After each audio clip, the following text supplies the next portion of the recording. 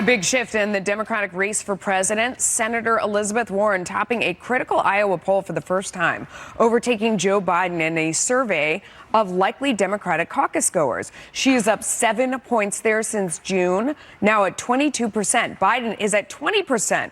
And Warren's fellow progressive Bernie Sanders rounding out the top three. Biden had led each of the Des Moines Register's 3 previous 2020 polls. Kennedy, this is so interesting to me because I have thought for a while that she was going to be the nominee. And smart people on the left, like Juan Williams, say there has never been a day that Joe Biden hasn't been out in front.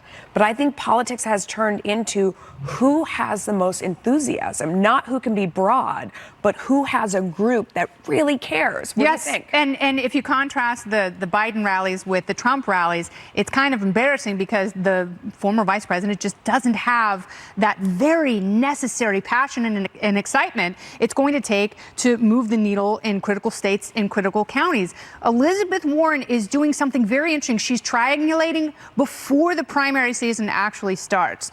And she's running a race. She, I think, is categorizing all of people's mistakes and making sure that she doesn't make them. And, you know, like we've talked about before, she's turning to the Democratic establishment and, you know, she's talking about capitalism in a way that is more attractive to those moderate and independent voters who are completely put off by Bernie Sanders. What she has had to do is distance herself from Bernie Sanders just enough. And I'm surprised it's taken this long for the polls to show what they do, because I think she's had the lead and the momentum for a while now.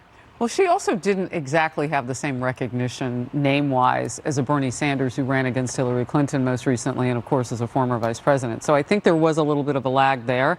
And I would say this about Elizabeth Warren. What Democrat operatives are telling me is that she has hired everybody in Iowa.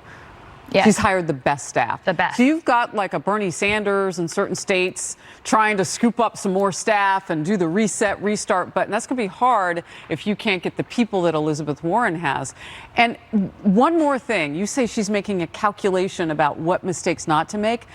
Looking at it now, it may seem a little bit more on the pale side, not as vibrant when you consider where she's been in terms of getting her own ethnicity and history wrong compared to what Joe Biden is accused of helping his son do now. You know, I think it's important to remember, though, when you look at this, the Des Moines Register poll, going into Christmas season, it had Ben Carson in front in 2016. The last poll that they released was on the Saturday before the caucus, and it had Donald Trump in front. And, of course, I'll point out that Ted Cruz won, and our polling reflected that we were going President to win. Cruz? Well, you know, it shows that winning Iowa is not always the end-all, be-all. And so whoever wins this could be, and I think the fact is, you bring up, she's hired the best people. What I want to look for in Iowa is who has the best volunteer base. Because to me, that's what matters, is who is generating. Knocking on doors. Yeah, that's right. But Joanna, let me ask you, though, I know you're talking about hiring the best staff. Where's that money coming from? Because early on, she was saying she's not going to take it from, you know, big donors.